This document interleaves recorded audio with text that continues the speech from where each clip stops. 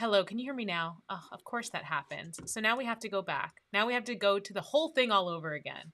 Thank you so much for commenting that you couldn't hear me. Okay, I see your comments. I appreciate you, and we're going to start all over again. Take two. All right, welcome to the 5 spooky mistakes to avoid when developing your toy masterclass. My name is Ajel Wade, and I am here to be your host today for this masterclass. Okay, let's dive right in. As I was saying before, thank you so much for showing up. I do have a gift for you for showing up with me on this masterclass today. But it won't make sense right now. So I will explain that gift to you later. You do have to be officially registered for the masterclass. So if you're watching it on like YouTube or something else, you do have to have officially been registered. So I know to send you the gift. If you weren't, send me a message and I'll get you the gift anyway. All right. So I appreciate you. The gift I will explain in around the middle point of this masterclass because it's associated to one of the spooky mistakes that you will hear throughout this masterclass. Okay, so before we get started, I would love to help you find your zone of toy genius. Your zone of toy genius is where your unique skill, we can call it your superpower, and a toy category you love or your toy idea you have right now combine. Your zone of toy genius is going to help you be the most successful toy creator that you can be. It's going to be the special sauce that you will leverage maybe to market your product, to sell your product, to develop your brand.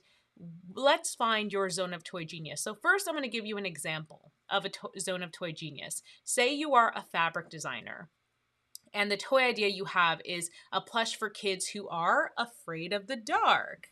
And the perfect time to afraid of the dark. So your zone of toy genius is going to be that you have this, sorry, I'm not getting used to this. Your zone of toy genius is going to be that you have the skill as a fabric designer to develop your plush prototype on your own. You might even already have knowledge about different fabrics, the ones that might be right for your toy. That is going to give you a competitive edge to be a plush designer who's creating a plush brand for kids who are afraid of the dark. So let's talk about your zone of toy genius. Patrick Neary says almost too spooky. Yes, this is an 18 plus masterclass today. All right, so what's your zone of toy genius? Now remember, it is your unique skill, your superpower, and the combination of that and a toy category that you love, or if you already have a clear idea for a toy, it could be that idea itself. Now, one example of somebody who has used their zone of toy genius to develop their brand is friend of my podcast and founder of this cute cuddly plush, Marina Kadekel, who created Hugimals. Marina had a whole career as a journalist before she launched this brand. So when she launched the brand, she knew how to get publicity for her toy. That is her zone of toy genius. That's what she's bringing special to her brand, to the toy industry. That's her competitive edge. So if you can tell me in the comments, what is your zone of toy genius? I'd love to hear it. Tell me what your zone of toy genius, and I'd love to hear how you plan to leverage it or talk to you about how you might leverage it. Let's see, waiting for some comments to come through.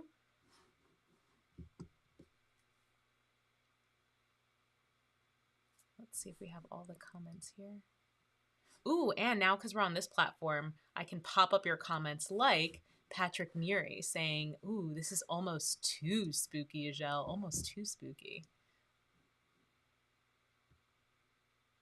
Anyone want to share their zone of toy genius? If you are sharing on a platform that I can't see, I'm sorry. I am trying my best to see all the comments, but right now I just see a few comments from Machine Man and Patrick Neary. I don't see any shared zone of toy genius. Okay, Patrick Neary says, my zone of toy genius is being a father of 3. So that's great because you have a testing group, right? You have like your group of product testers who can tell you if what you're creating is really something that they would play with. Naya's Coily World says she's a hair braider wanting to create a coily hair play set. Ooh, girl, I love that. Obviously, I love that. Catherine Snell Ryan says, send an email for folks for the change to YouTube. I did. I sent an email like right before this, and I also am live in the original location saying that we have the change to YouTube. So I did everything I could. I'm so sorry. Oh, I'm sorry, Catherine. So Feltus says novelties toys. Awesome. I'm gonna see if I can last minute see if I can resend that email like Catherine said.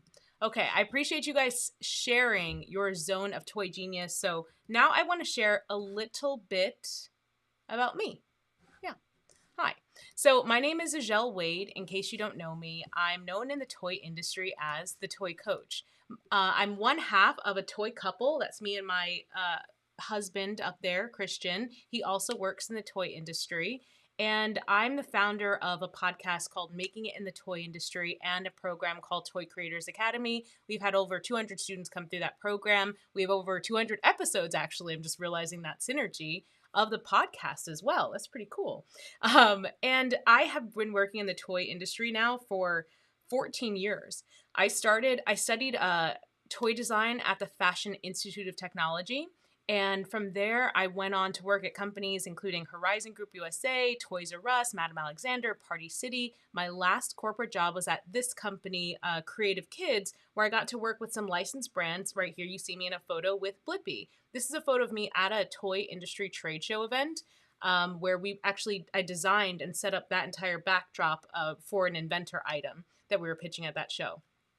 I've worked with some great people in the industry. Here you see me with Tanya Thompson from Hasbro.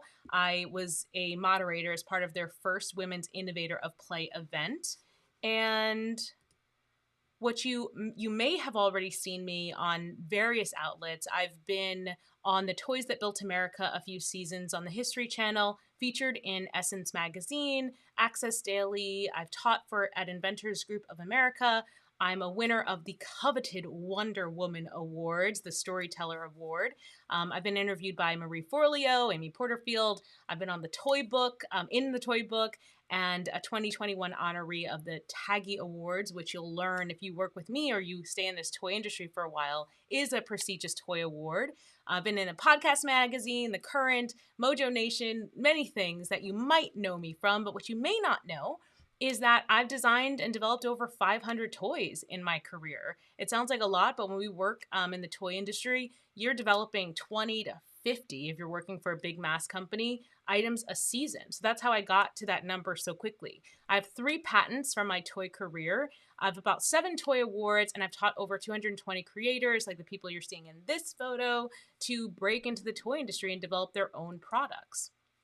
So here's what's coming next, what we're going to do. We're going to go through some spooky mistakes. We are going to go through spooky pricing mistakes. We are going to go through the nightmare of no buyers. We are going to go through horrors of unsafe toys. Are you loving the sound effects? The curse of the zombie idea. And our 5th and final truly spooky mistake, fear of stolen ideas. Oh my goodness. I know we got a lot that we're going through today. After that, I'm going to tell you how you can work with me, and then we will get into a 10-minute Q&A. Sound good? Great. Give me a sounds amazing, Ajel. I'm actually paying attention. You should definitely continue and give me your all. Give me some of that. Give me a little. Give me a little something. I'm gonna use this as my chance to pause and find and send an email to people that may not have known where to go. But okay, we're gonna keep going. All right. So I want to let you know before we get started, it is possible for you to develop your toy part-time. You can do this part-time. It doesn't have to be a full-time thing, but what you need is the right help. So I'm hoping that from today's masterclass, and you'll be pointed in the right direction to get yourself that right help, okay? So let's get started. Let's go. Okay. Ooh, okay. Spooky mistake. Number 1. It's a spooky pricing mistake. Are you pricing your toy for frightening failure? Are you? I hope not. Okay, so there is a danger of mispricing your toy for B2C versus B2B. So if you are doing a B2C business, B2C stands for business to consumer. So your business, toy company, whatever you create, creates a product, sells it to a consumer. you create that product for, let's say, $10. So you sell it to that consumer for $20 at least, I hope. And you're like, oh, this is a great model. I'm getting 50% margin. Everything's great. But what happens when you go to B2B? What happens then? So there is a danger in incorrectly pricing your product and not considering those different options. So if you 2 times your factory costs for business to consumer for B2C sales, you're never going to be able to make that transition to B2B, because where will the retailer get their 50% margin from if you're directly giving that to the consumer? And now you have trained your consumer to expect that 50% margin, or just expect that price point, which leaves no room for the retailer to make a margin on their own. So an ideal scenario would be for you to get 50% when you're selling a product B2B, and 70% B2C. That way there's room for you to make money in both scenarios. One scenario obviously has you making more money, the B2C, but the B2B still has you making some money. Now, a more realistic scenario of what might happen, you might find yourself in a situation where you're making 30% B2B. Not ideal, but I do have some students that will do that. And then 50% or higher for B2C. So I actually have some clients and students that make about 70% B2C. And then when they go to B2B, it's something like 35%. But that B2B number can grow as your orders grow. So the bigger your brand gets and the more product you can order from a factory, the lower the cost to produce your product will be, and thus your margin can increase from there. Okay, let's keep going. Now, I want to do a quick example of this. So say you created this spooky little, let me just do a sound effect. Spooky little plush here. And the factory cost for that plush was $10. You turned around and you put it on your website for $20. It's selling like hotcakes. Suddenly, a store is interested. What are you going to do? Because you can't sell that plush to that store for $20 because the store needs to make a margin if they're going to sell it to consumers, right? The store is going to want 50% margin as well. 50% is known as like keystone margin. So what happens in that point is you kind of have to make a decision. Are you about to lose some margin, or are you about to lose the sale? And I do have some clients that decide, I'm going to lose the sale. I'm not going to go into retail.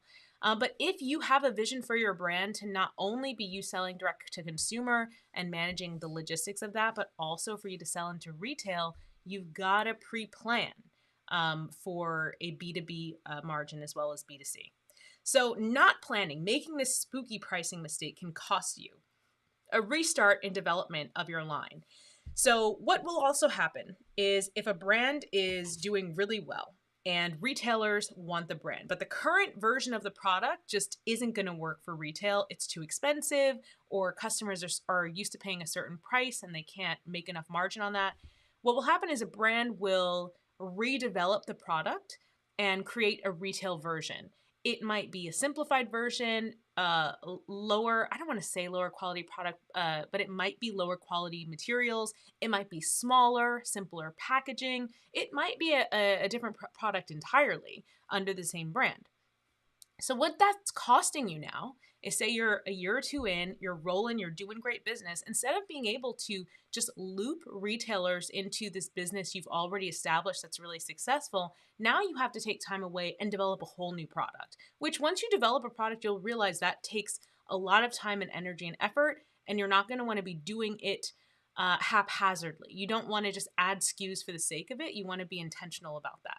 Now, another thing it can cost you is slow sales. If you price your product incorrectly, you are going to have a problem selling it to retailers, or obviously selling it directly to consumers. So one problem I see, I have held a kind of like a pop-up toy trade show booth at toy trade shows to present emerging inventors for my students. And what happens is I'll have a student who has an amazing product that is selling, hundreds, which is a great start, a month to direct to consumers. And they'll go to a show and they'll want to get into a retail store. But their margins for their consumers, they're making about 60 to 70%, right? Then the retailer comes and the retailer wants to make 50%. But those numbers don't work. Like the retailer, the student or the toy company can't make 50% and have the toy store make 50% and keep that retail price where it's been when the toy company is selling directly to the consumer. So what ends up happening is, we had to do so much convincing. I mean, there was so much convincing to have to do to these retailers. Like, listen, I know the margin is tight on this brand, but if you take a chance on us, we'll do X, Y, and Z. Or what I had to do, working for certain clients, I had to go back to my clients and tell them, like, listen, we are not going to sell this into any stores unless you take a lower margin. And that's a tough conversation to have, because I've had clients who've said, Ajel, we can sell this to consumers ourselves and make 70%. Why should I sell it to the store and take a smaller margin? And I have to tell them, like, the store is taking risk. They're giving you a new breadth of customers for you to reach. That's why you take less margin. But that's something that could be avoided if you plan for it early. Okay, number 3, what it can cost you is a lackluster launch. So if you have your pricing strategy is not done right, it can just slow down the launch of your product. Okay, number 4, unsustainable profit margin. All right, this one's a big one. So let's go back to that little monster dude. So let's say your profit margin here was the 50%. You just doubled your factory costs and you thought, that's enough, I'm good. When you try to get in and work with retailers, you'll quickly learn that that's an unsustainable profit margin. Or when you're working on your own, trying to fulfill these orders, trying to market this brand, you'll also learn, oh, wait, 50% isn't quite enough to really grow this brand. So you really want to take stock of what's going to truly be a sustainable profit margin. So what you want to do instead? 1, look at competitor pricing. So in module 1 of TCA, I have my students go to stores, look at competitor products, and look at their pricing. You need to be aware of what your competitors are doing and keep in mind that some of the bigger toy companies that you're going to be looking at as competitors have much more buying power than you. They are not just ordering like 1,000 units. They might be ordering 10,000, 20,000, 50,000 units. And that is slashing the cost per unit of their product so much, which is why they can have such rock bottom prices. So you have to be really strategic with how you're finding your competitors. Are you looking in Target for your competitors, or are you looking at art toy shows? Are you going on Etsy? Are you finding independent artists, looking on Kickstarter backings, and really drawing a clear comparison of what your price needs to be for your brand, and being an independent toy creator. The next thing, use this tool called Omni Margin Calculator. This is something I've been using for years, and it's just really handy to sit there and, I'll just brainstorm with my clients and students and say, okay, so what if we pulled this out of this product? Could we do this, could we do this profit margin? When you go to toy trade shows and you want to work with retailers, there's often show specials that brands have at toy trade shows. So I'll sit there with my clients and say, okay, so if your normal margin that you're giving these retailers is 50%, what are you going to offer for the show specials? That's going to take your amount down to this and that. And it's just really helpful to quickly punch the numbers and see what you can make happen. And it's just a calculator that you put in like your revenue, your cost, and it'll calculate the margin and the profit and everything. Google Omni Margin Calculator. Okay, so another thing you need to do instead is plan your B2B and B2C pricing. So don't think in a vacuum. Don't just think I'm going to go to consumers only. I will never go to retail. You never know. And I would plan to charge a bit more to consumers so that I leave space that I could potentially go to retail, but also leave space that I can reinvest in my brand and keep it growing. So, just consider that. How to do all of that? Do a cost estimate. You can use Omni Margin Calculator. You can use ChatGPT plus an Omni Margin Calculator to create a cost estimate for what it's going to be for you to build this brand, to do the product development, the toy safety testing, the warehousing, the importing, and estimate all those things. Okay, let's move on to spooky mistake number 2, the nightmare of no buyers. If a toy brand launches and no one hears it, does it make a sound? I don't know. Might be like this creepy little bear in this aisle here. So, the nightmare of no buyers. If you don't have any buyers, you have no sales, even with a great product. So, if you are sitting right now on a really big social media following, and you're thinking, Michelle, I'm covered. I got my audience. Keep in mind that your social media reach can drop overnight. Your account could get hacked, your followers could be gone, and you will lose complete control over your ability to successfully launch this brand. So this can cost your entire toy launch. All the work that you put in could have no fruit at the end of it. It could cost access to your entire audience, which is quite expensive these days to build up. So if you have an audience of even 5,000 people, 10,000 people, 20,000 people online on some platform like Instagram, LinkedIn, so any social media platform, and you don't have a direct email contact, phone number contact for these people, they are not your audience. You cannot count on them in your launch. So what to do instead? Start collecting emails immediately. Like, I want you to leave this masterclass and start collecting emails. So 2 ways you can do this. 1, simple landing page. 2, ITM survey. These are 2 things we talk about in my program, Toy Creators Academy. Simple landing page. Let's get into a quick example of that. So this is a landing page from one of my students, Joanna. She has an incredible following on social media for her brand Friend Forest, like 15,000 people. And first thing I said when I met her is I was like, do you have an email list? And she's like, why would I have that? And I was like, absolutely not. We are making an email list immediately.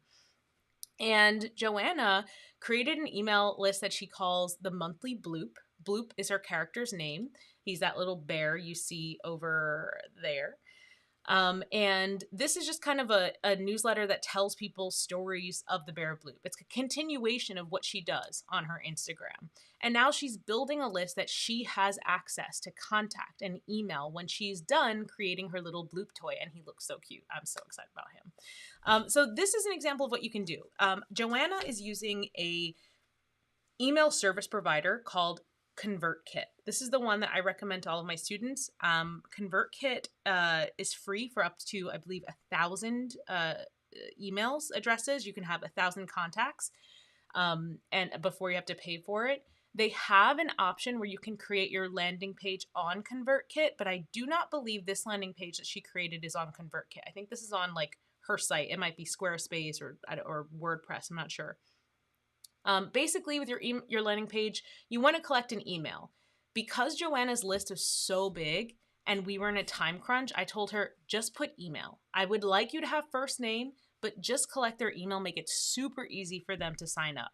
So you can collect their email, and the goal for Joanna is to get as many people from that email, from that Instagram account of hers to her email list. So she can contact them whenever she wants and not have to rely on Mark Zuckerberg or paying ads to be able to connect with her people. Okay. So once you have the email list, you have to actually email them. So one of the things we teach in Toy Creators Academy is like email your list. Like here's like an example of an email and here's what works and what doesn't work. You can email them monthly, weekly, bi-weekly. What's important is consistency and enjoyability. You want to show up in their email and you want them to enjoy reading it. You want them to be happy to open it. You want them to miss it when you're on vacation if you don't email when you're on vacation. That is the goal with your email as a toy creator. So Joanna, in her email, she's a beautiful header. She calls her email list "Hello Friend," which is a call from her Instagram. She shows scenes from projects she's working on. She gives behind the scenes of her project, creating her toy bloop. And I mean, it's just a beautiful insight into her brand. And it also builds a deeper connection with her followers. So I love this for Joanna. Now, the other way that you can build your list is through a survey. So when you start Toy Creators Academy, one of the things I have you do in Module 1 and 2 is survey your ITM. That's your ideal target market. You're surveying them to find out what they want your toy to be, the price point that they like, the product size they like, the colors they like, the functions they like. In that survey, you can also start collecting email addresses to say, are you interested in learning more about this? Please provide your email and we will share more information. Now, there is a little bit of a drawback doing that because if somebody knows they're leaving their contact information, they might not be as honest with the toy idea that you're showing them, but there's different ways around that. But your ITM survey can serve as information about your brand and a list builder. This is what I actually did when I first started. Now I collect emails through a landing page like Joanna, but when I first started the Toy Coach, I did this. I had no idea what I was making, and I just sent out a survey of like, I think I'm going to make this thing. What do you think about it? And then people gave me their feedback. And then I asked, would you like to be kept in the loop when I make this thing? And they said yes. And then that was the very beginning of my email list. So that's another way that you want to build your buyer list. Okay, I moved on too quick. Okay, that's another way that you want to build your buyer list. So that's how we're going to avoid spooky mistake number 2. And moving on to the spooky mistake number 3. Horrors. I just saw somebody's comment. Lulu Lamb said, that's a real nightmare. That's great. Spooky mistake number 3. Horrors of unsafe toys. The horror. Okay, so this is serious. According to a report put out by the CPSC in November of 2023, in 2022, there were over 209,000 toy-related injuries treated in the U.S. 209,000. And let me just pull up. Okay. Of those injuries, 76% were sustained by children ages 14 years or younger. 69% were kids 12 years of age or younger, and 38% were sustained by children 4 years of age or younger. If you develop a toy, and I can't believe, like, I hate that this is still an issue. I see it all the time. If you develop a toy, it has to be safety tested if it is intended to be used by kids ages 12 and under. It has to be third-party tested, and it has to have a children's product certificate to be compliant with the federal toy safety standards in the U.S. Toy safety standards are regional. So depending on where you're selling that product, you have to meet the safety standards for that region. There's different certificates. That's often why you should just start with one region and not try to do so many at once. I just want to harp that point. It's so important. Now, we will get into some leniencies on this, but a little bit later. So there is a danger of working with non-compliant factories. So if you do not prioritize toy safety, then what happens is you might end up working with a factory that doesn't know what they're doing, maybe never has created products to be sold in the US. Maybe they said they did, but they didn't.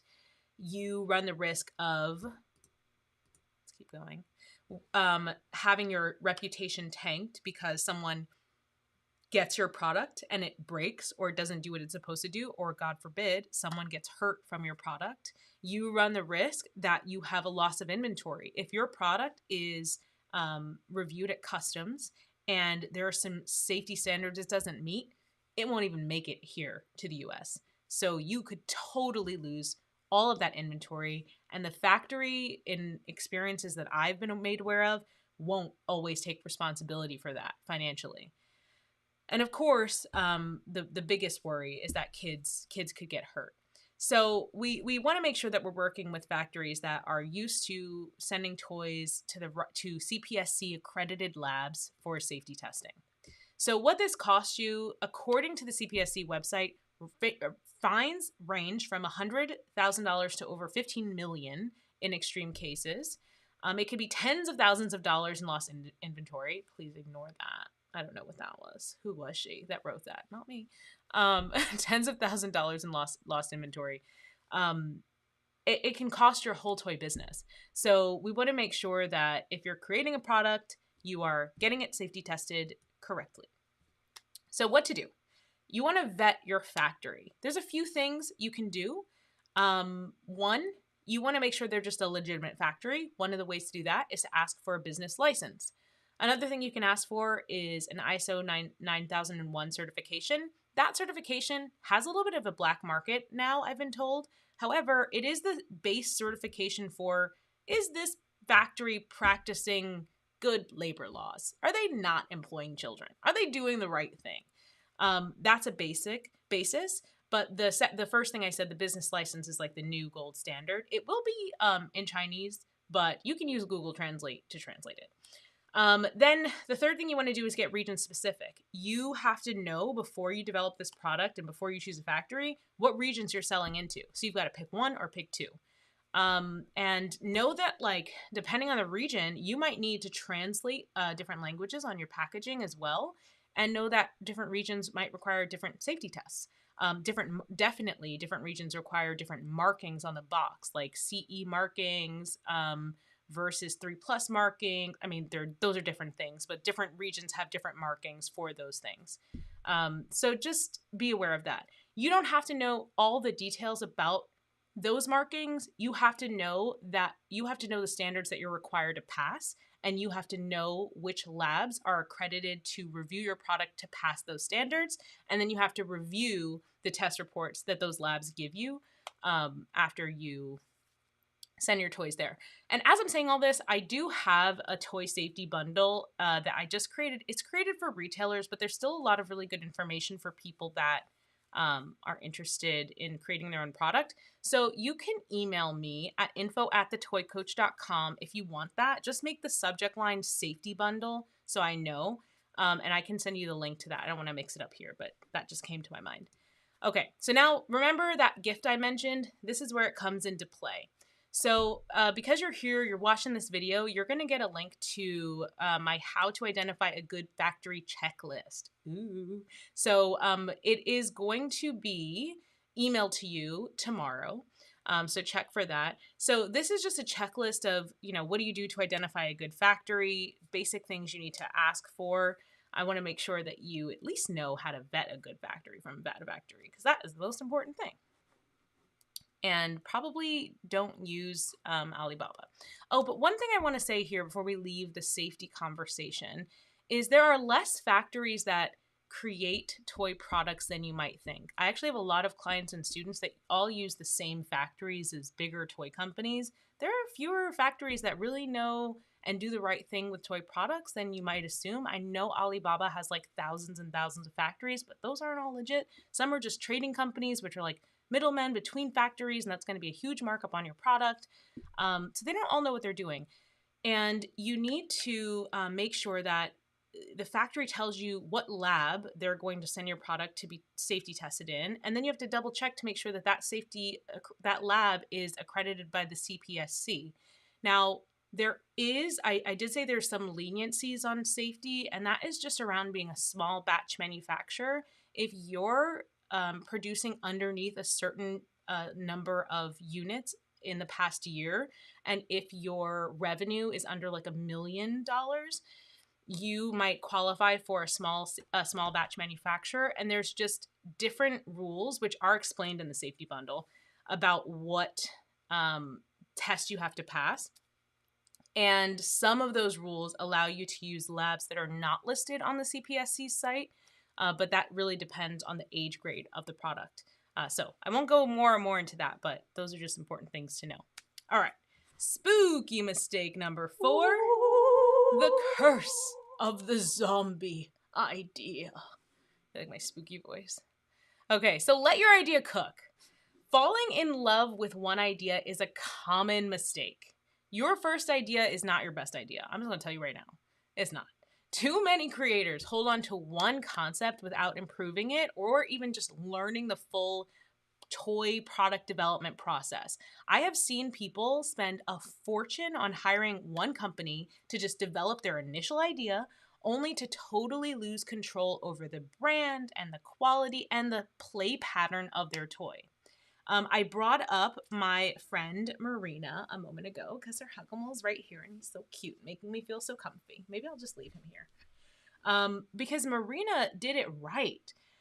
Marina didn't rush with her first idea. She had like a pilot program where she had one version of the Huggimal. She had met with like therapists to talk about what would make this an actual useful therapy product. And she developed this and iterated this over months and months. And she said in my podcast that when she saw this version with these eyes, she just knew that she had nailed it, that this was it. But it wasn't, the idea of this weighted plush was the same, but how it was going to look and function, like it changed. She said it used to actually be laying on its side how it was originally designed and totally changed. And without those changes, her brand wouldn't be this like, oof, it's just this cohesive goodness. It just works. Like the vibe works, the messaging is on point. We get who it's for. And that's what I want for your idea. So I don't want you to turn your idea into this zombie idea and just trying to like piece things together that don't work. We got to throw away the bad and bring in the good. I do see a comment. Ooh, Patrick said, my initial idea was a great base for my current toy, but the original idea would have been a disaster. Ooh, I'd love if you can, we're going to stay on this spooky mistake, so if you could elaborate, I will share that as well. Patrick also said that spooky voice acting is in my future. Thank you. All right, let's keep going. If Patrick shares his story, I will bring it up. Okay, so back on this curse of the zombie idea. Are you trying to get the idea done, or are you trying to get the idea done right? I really want you to get it done right. It's not about, oh, Michelle, I have this idea, I just want to get it out there, and I got 3 months, and I want to launch it. No, I've had about 3 calls today where 3 different people told me, so yeah, I think I could launch this idea in the next 3 months. No, you cannot. You absolutely cannot. And I would never, if someone told you you can, they are lying. Like, we're not launching in 3 months because we want to create a brand that has staying power, a brand with lasting impact. We don't want to throw something at the wall. This is your baby. Listen, toy companies rush products out all the time. They have their big lines that they spend a year developing. And then Target, Walmart, someone comes in and says, hey, if you can develop this product in 3 months, we'll give you the business. And the toy company will assign some people to rush and get that done, and they will do that. But that product might not be the best product they ever put out. Just saying. And that is not the product you want to spend what I'm sure is a big chunk of your budget on creating. You want to create something that is going to have lasting impact and staying power. So we want to get this thing done right. So the curse of the zombie idea, what it can cost you is same idea burnout. So let's say you're an inventor and you're pitching the same idea over and over again, year after year, 1 year in, 5 years in, 7 years in, 10 years in. You're going to toy industry trade shows and you are pitching, and everybody sees you with the same idea. And they were like, when are they going to like fix that idea? And you don't. Everyone's going to get burned out. They're going to think you're a one-trick pony. They're going to think you got nothing else in the back tank. They're going to think you don't know how to take advice because you're not making any changes. So it can also cost you a ton of money. I say 10,000 on this slide because that's a number I've seen several times. People spending $10,000 because they tell someone that they have this idea and that person promises to create a working prototype for one price that will help them get their product into Walmart or wherever. And that's just not how it works, unfortunately. Like, if you have an idea for a toy, and this is why I haven't yet launched my own personal toy outside of my full-time jobs that I've had, because the idea for this toy that you have has to be something that you just love so much that you will do it every day. You would do it for free. You would develop this toy for free. That's how much you have to love this idea. You have to want to fix it and tweak it and perfect it. This idea has to be like, you have to like want to date this idea, okay? Like, if you only like this idea enough to throw some money at it and give it to somebody else, you don't love this idea enough. You're not invested enough. And here's the thing too, what I see sometimes is people will spend a lot of money when someone says, oh, I can, give me that money and I can like develop that prototype for you or get you ready to pitch, because you get tired. If you get tired of working on your idea, take a break. Don't go spending money because you think someone else can rush it to the finish line faster than you. Nobody cares about your idea as much as you do. Nobody can rush it to the finish line and make it amazing. No one can. I'm sorry to burst your bubble, but no one can. You have to move slow. Okay, so instead of dragging along your zombie idea and not changing it and throwing everything you have into it, even as it's falling apart, what you can do is you can improve on an existing idea. I'm going to give this example, and then we're going to get into Patrick's story that he shared in the chat. So Joanna is a TCA student, and Joanna created this bear called What's Its Face, and now you can see it's a Dalmatian, it's a bear. When Joanna first created this, the mechanism inside, which changes faces, This cute little mechanism where faces flip, they turn like that. This mechanism was really complex. I think she had something like, it was like 30 screws in it. It was like crazy complex. And she was pitching it for years. She actually sold a bunch direct to consumer. And what happened is Joanna eventually realized no one is buying it because the mechanism is too complex and too expensive. It was too expensive to change these spaces. So Joanna, still loving her baby, she loved her idea. She said, you know what? I'm going to fix this mechanism. So she used one of the resources we have in our TCA to find herself a freelancer. They improved this mechanism for her, and she licensed this idea. That's why it's in this packaging now, because it is licensed to a toy company, and it was at Kohl's, and I bought a few of them. So you can like just do the one idea if you're obsessed and committed to the one idea, but you have to be able to be objective. You can't blindly fall in love with it and drag that zombie idea through the mud. Now, Patrick shared his idea, so I'm going to bring his comment up. Patrick in the chat said his original idea included a plastic character that could be worn on kids' wrists. He realized after trying to design the character that if a child fell on the toy, it could injure their eye. See, that's a great... He did the research and the practice and figured out that his original idea wasn't quite perfect. And I know what your idea is now. Can't wait till it's out. Or is it out? It's out, right? Patrick's a TCA student. And yeah, so Patrick iterated and improved on that idea. That's great. Machine Man. No problem, Machine Man. I got you. Thank you. Okay, let's move on to the Curse of the Zombie idea. So here's what to do instead. This is what I would recommend.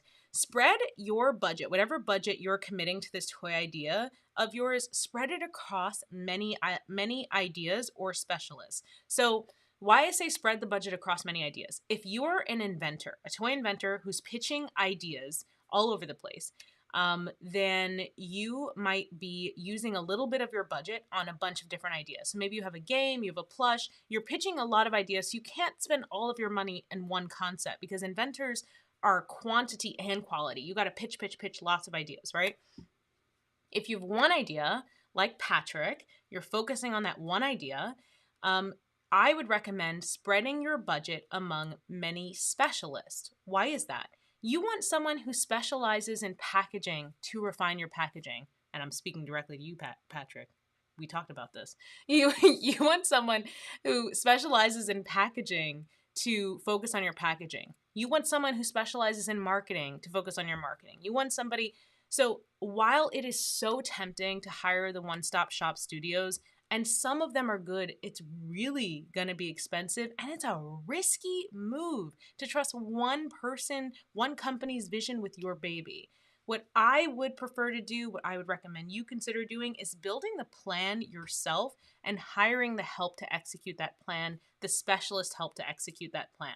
So you might say, all right, I've got a vision for the new package. I'm going to go to these packaging specialists. They're going to help me execute this plan. I've got a vision for my marketing, but I need a little boost. I'm going to pay for some marketing assistance here and there. So what's in this picture here, you can see right here. And this is our TCA vendor resource list. So we have a list of vendors, that was weird. And we have a list of vendors. We have a list of vendors from packaging to marketing to product design to sketching to everything. So you can choose who to work with. And this is these specialists are what allow you to develop the toy part-time. You need help. Don't shy away from the help. Okay.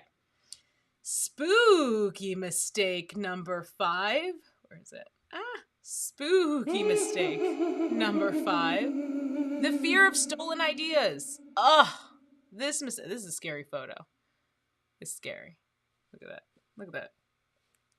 That's terrifying. Anyway. It's the fear of stolen ideas. Is your fear of sharing your ideas holding you back from success? Let's find out. Is it? So there's a danger of keeping your idea top secret too long. There's also a danger of sharing your idea with the wrong people and the wrong way. Let's get into it.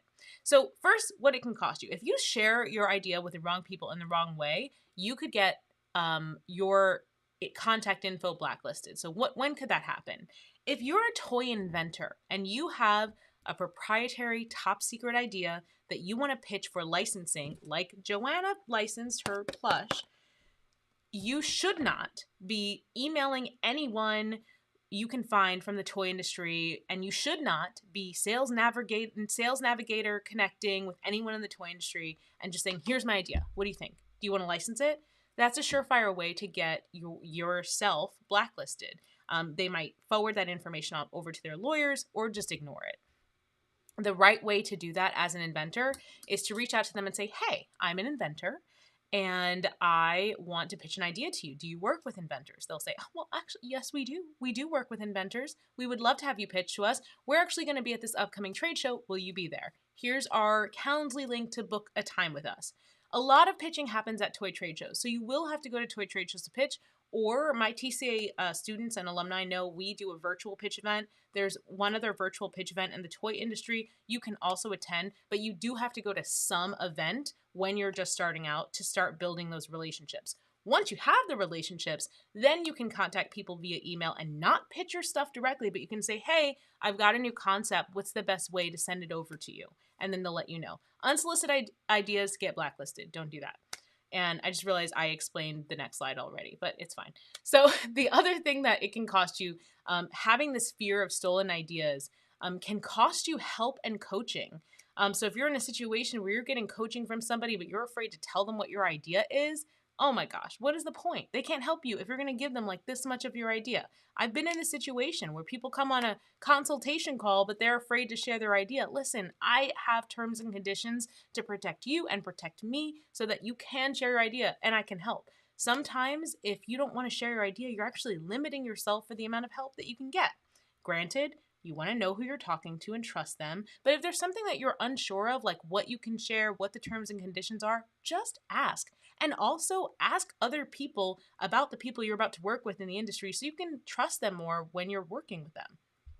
Okay, another what it can cost you, having this fear of stolen ideas can cost you bad results from your freelancers. So much like it costing you help and coaching, if you're working with a freelancer, let's say packaging designer, and you have this innovative new plush toy, and you just don't know, you don't want to share with them like the material it's made out of because it glows in the dark and it's super, high-techy or something.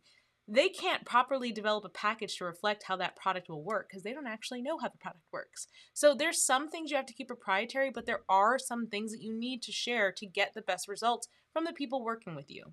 So here's what to do instead. I already explained number one, request an opportunity to pitch. If you're pitching an idea to a toy company for licensing, request a chance to pitch before actually pitching. Number two, if you are working with a consultant like myself, you pay for a one-on-one call or you join Toy Creators Academy, you get a one-on-one call. Read, understand, and trust the consultation terms. Terms in the toy industry that you'll normally see, and every contract is different. This is not legal advice. You have to read it. But what you might normally see is you might see something that says, company does not take responsibility if another individual has presented a similar product. You, as the client, understand that the company works in this industry and sees many ideas, and that there could be similarities, and you know that you cannot sue the company if some similar products come out after having your meeting. Now, I know it's scary stuff, but it's the reality. There are just billions of people in this world. We all have ideas. We're all influenced by similar things and experiences. We're likely to have ideas that cross. I'm shocked sometimes about the ideas, how close my students' ideas get. And I'm also equally as shocked as how different ideas that are even very close can be. So don't be too worried about that. But then the other thing to do with your freelancers, you definitely want to share what your product is so they can give you the best work for the product.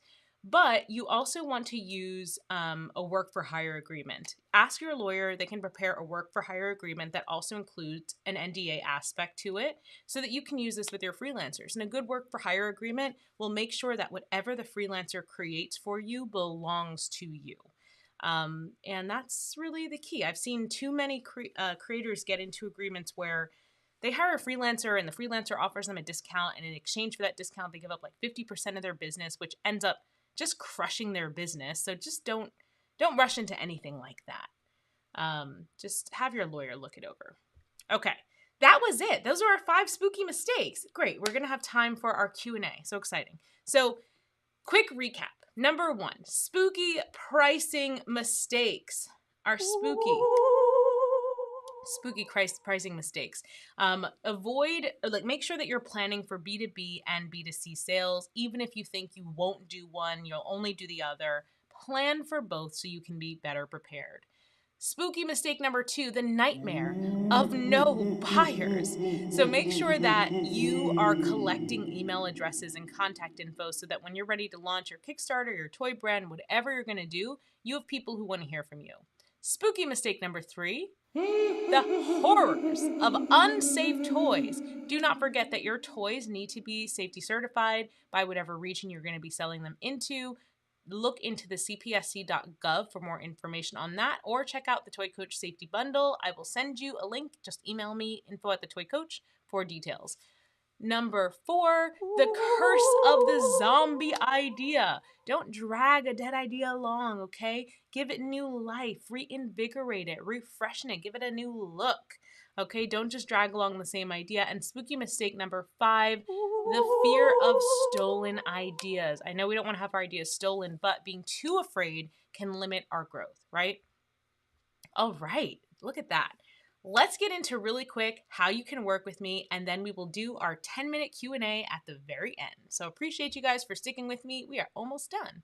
Okay, so I have a program, as I said earlier, called Toy Creators Academy. This program is 9 modules of all the toy industry knowledge that I have. It focuses on the product development life cycle. So it's all about researching the market, creating a brand and a product that fits a market need, developing your brand voice, and then working with factories and freelancers to create the product itself. And then we even get into licensing if you decide, you know what, I don't want to create the product myself. I want to go the inventor route and license products. We have a manufacturing aspect to our course as well. So if you want to learn more about selling as a manufacturer and selling wholesale, we have a whole module on that. Now, the course is completely open. So once you join, you can jump to whatever module you want and need right now. That was a change that we just made at a vote of most TCAers. But if you want to get the Toy Creator Certificate, you have to finish every single lesson. And there are about 50 lessons. It's a very intense course. Every student in Toy Creators Academy is super important to me. You can see we have in-person events sometimes. I like to meet my TCAers and work with them directly whenever possible. Now, as a part of the program, you get 1 year of coaching and support. So first up, you actually get a one-on-one call with me because I want to meet every student, make sure I understand your product, where you're positioned, and that you're on the right path to getting the most out of the program. And we also have our monthly coaching calls. So every month we meet as a group for about an hour and a half. Sometimes we go over, and I answer questions. It's a Zoom meeting, so we all see each other, interact. It's a great time, but we also have a Facebook group, which is what you're seeing here, where everyone's talking and supporting each other for, nominations. That's what we do there. Okay, we also have this great course study guide and workbook. This is something, it includes all of the downloads from inside of the program. I just print them all out and send everybody one of these books because I just know it's a lot easier if you have it printed and in your hands, so you don't have to do any of that printing by yourself. And it's just a lot faster to learn this way. So that is included with our program. We also have 2 bonuses on gameplay that sells. So if you're developing a game, there is a little masterclass on gameplay. And if you are getting ready to pitch your toy for media features, there is a lesson on that as well from an editor at the Toy Book. So that is Toy Creators Academy. Now you might be wondering what's the cost. Normally it's $500. You can get started for $500. We have a payment plan that starts at that. But for today, you can join with our payment plan at $400. So you can get started for just $400. It is 5 payments of $400, and that includes access to the program for a full year.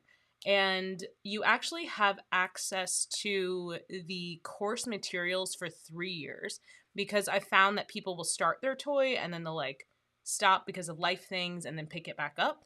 But the group, you'll have access for 12 months. So that is it. Okay, so we're gonna dive into our Q&A. And thank you so much. Patrick said the workbook is amazing. Thank you, Patrick. And Barbie said, yes, it is. Thank you so much. So let's get started to our Q&A. Wait, are we? Oh no, I pressed the wrong button. Here we go.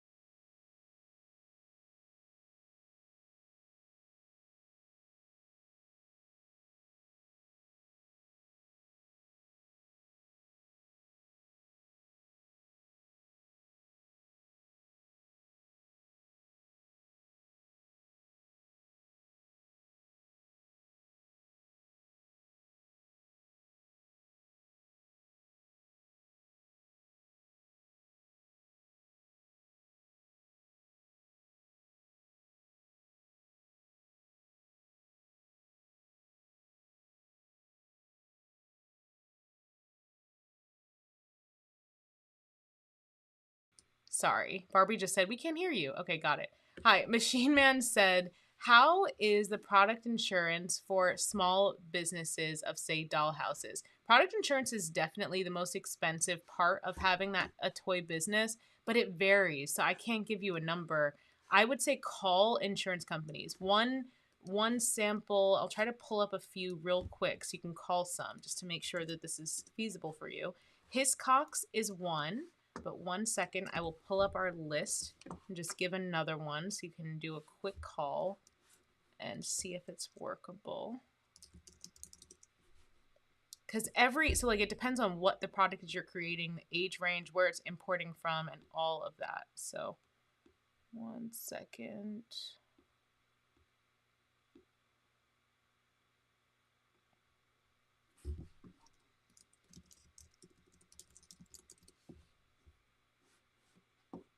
Okay, so another one you could try is the Hanover Insurance Group. Yeah, so try those and get yourself an estimate. I don't do insurance, so all I can do is give the resources.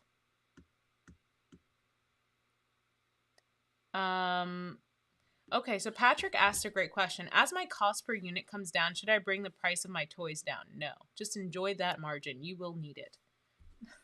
Great question, Patrick. Yeah.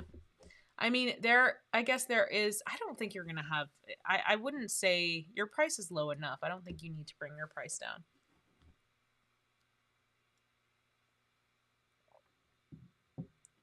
What I would say, Patrick, like, as your cost per unit comes down, I feel like that is going to be a sign that your product is selling, right? If your cost per unit comes down, that means that you're ordering more.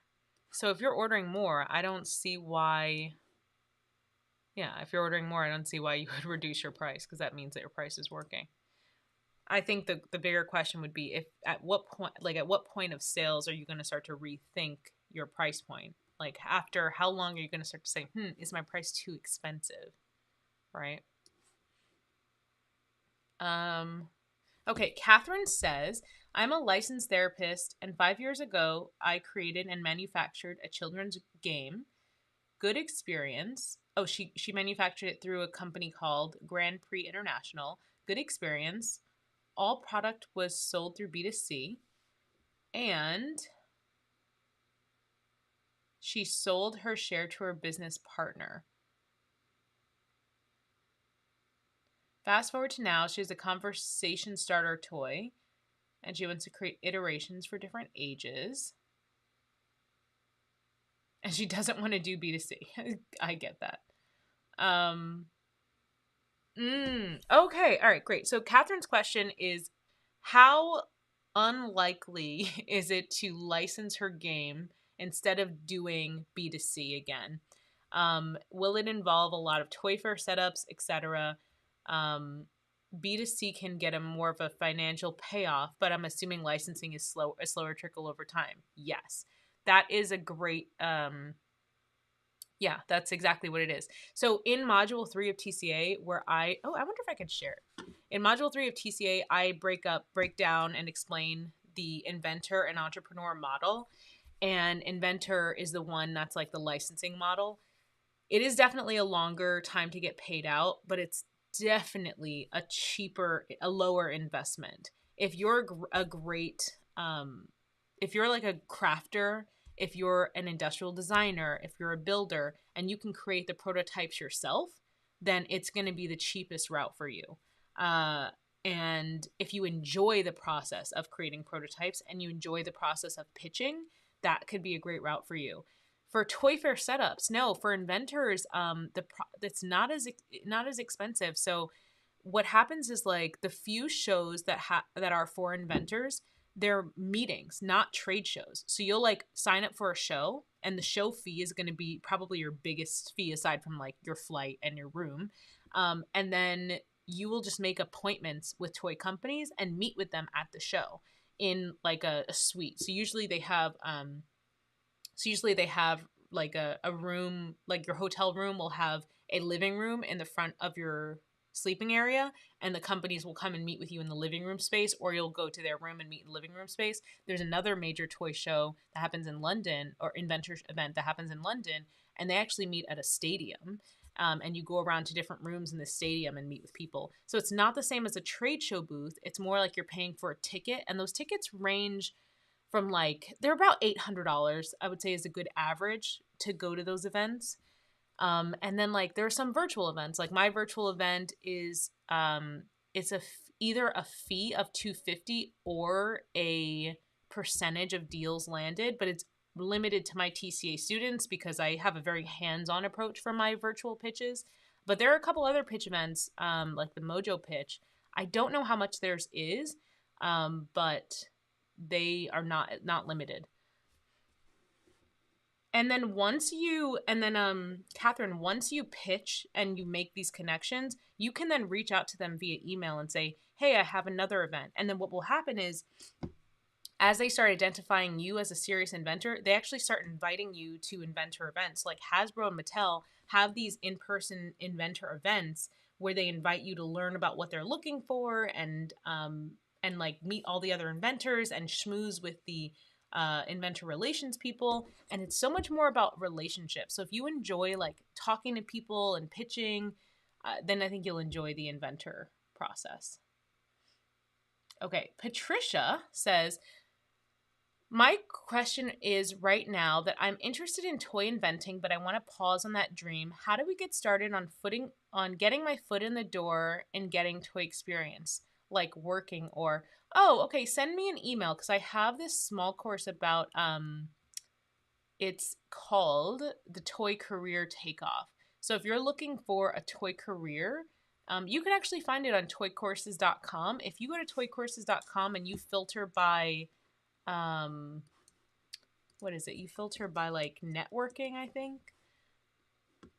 You'll find Toy Career Takeoff. But if you email me, I'll send you the direct link.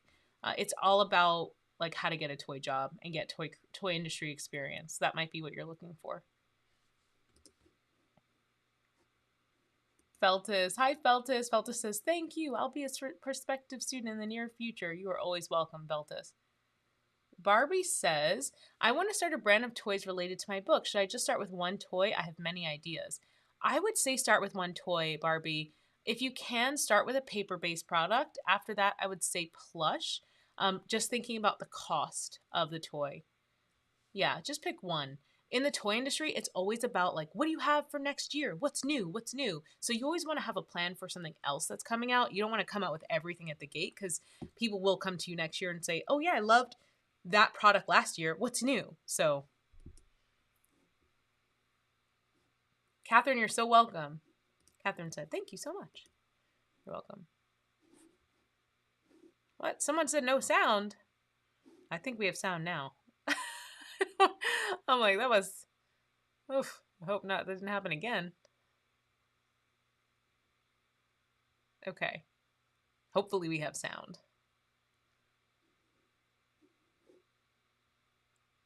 Okay. Thank you, Patrick. Patrick's like, you can hear me now. Okay. Any other questions? I have one more minute. Thank you guys for joining me here today. I'm going to go kick up my feet. This is the end of my work day. I'm going to relax a little bit. But I appreciate you guys being here. Any other questions that come through, I will do my best to answer in our final seconds.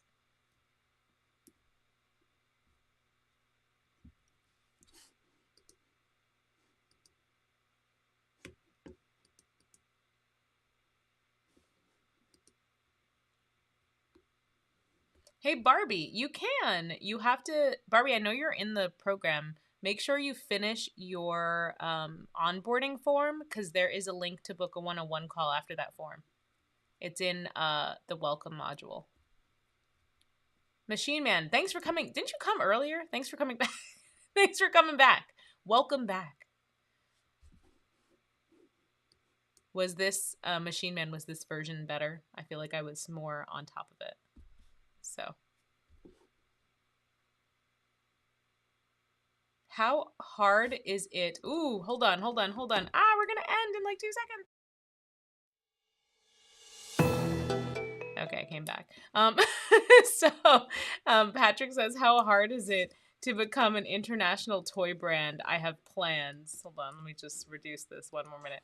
All right, Patrick says, how hard is it to become an international toy brand? I have plans. So you're going to need to get into like 30 to 40 stores before a distributor will really, really take interest. But I'm not saying like don't try before you hit 30 to 40 stores. Just don't be so hard on yourself if it doesn't happen until that happens. And then, yeah. So just focus on quantity of stores, sell through at stores locally, and that will help you. Okay? Sound good. I meant to change the time to 1 minute, and I don't know what I did. I'm going to change it to 30 seconds. This is just crazy. Crazy. Okay, let me say my goodbyes now. All right, thank you guys so much for joining me here today. It was a pleasure to teach you and meet with you. I appreciate those of you who came over from different parts of the web to join me here today. As always, thank you so much for showing up. I know that your time is valuable, and it means a lot to me that you spend this time with me today. I would be honored to have you as a member of Toy Creators Academy, but if you want to work with me just in one single call, you can also do that. I'm never going to finish. Visit thetoycoach.com/work with me to do that. All right. Take care, toy people. Bye.